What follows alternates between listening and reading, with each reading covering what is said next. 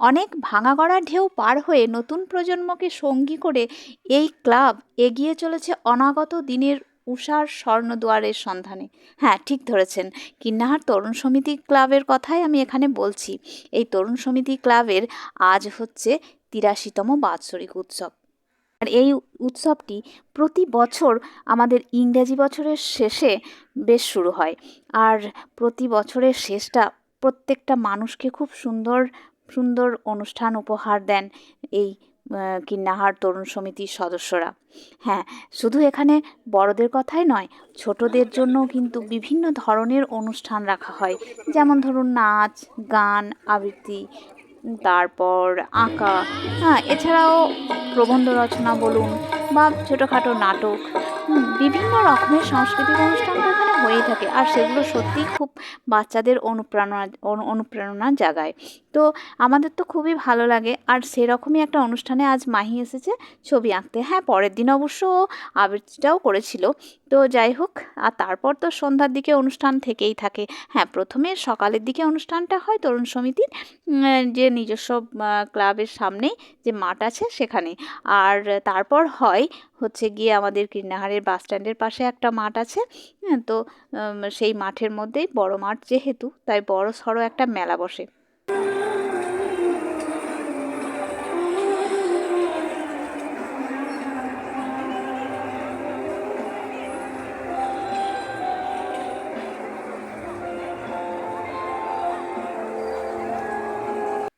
আর যেহেতু বাড়ির কাছের মেলা, তো সে মেলাতে যাব না এমন কখনো হয়?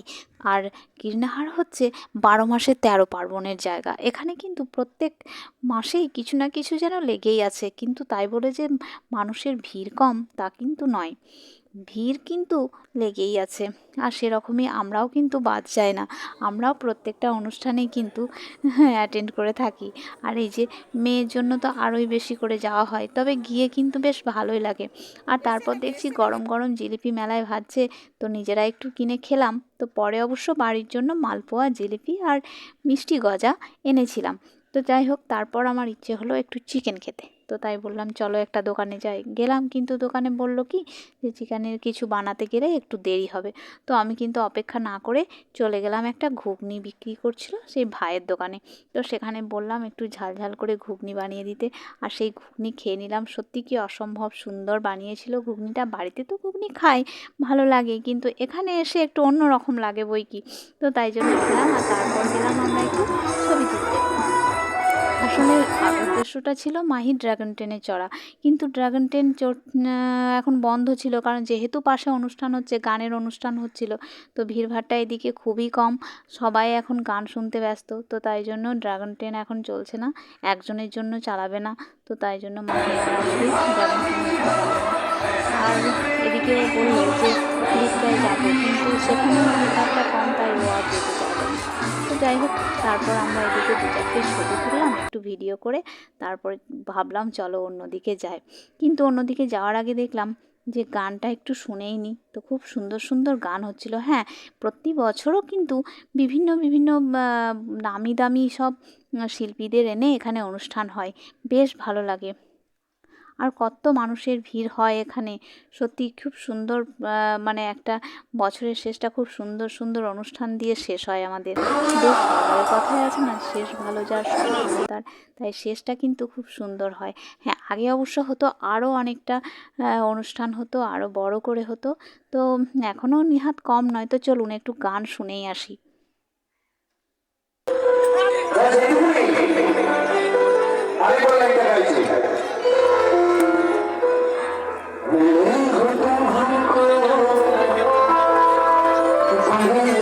গান তো জমে উঠেছে, কিন্তু আমরা আর বেশিক্ষণ এখানে গান শুনতে পারলাম না। তো তারপর গেলাম ওদিকে মেলার মাঠের দিকে একটু মেরিগো রাউন্ডে মাহি চাপবে, তো তাই জন্য তো মাহিকে মেরিগো রাউন্ডে চড়ানো হলো। আর হ্যাঁ, আগে হতো কি, আগে কিন্তু শেষের দিন বেশ বড়সড় বাজি ফোটানো হতো। কিন্তু এখন আর বাজিটা বন্ধ করে দেওয়া হয়েছে কোভিড-19 পরের থেকে। তো যাই হোক, তো তারপর দেখলাম একটু বিরিয়ানি খেতে ইচ্ছে হলো। কিন্তু মেলার মধ্যে তো কোথাও নেই। তো বাস স্ট্যান্ডের পাশেই একটা দোকান আছে।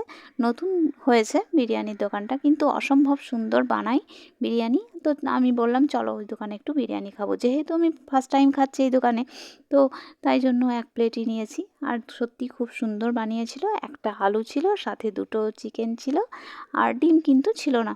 তো যাই হোক, এখানে কিন্তু বিরিয়ানিটা অসম্ভব সুন্দর বানিয়েছিল। আর আমরা এখানে বিরিয়ানি খেয়ে নিলাম, মাহিও খেলো। তো তারপর গেলাম আবার মেলার দিকে। কিছু কেনাকাটা বাকি ছিল, তো সেগুলো আগে কেনাকাটা করে নিলাম। আজকে সত্যি মেলায় এসে মনটা খুব ভালো লাগছে আমার। হ্যাঁ, ভিডিওটা আমি অনেক পরে পোস্ট করছি, হয়ে ওঠেনি।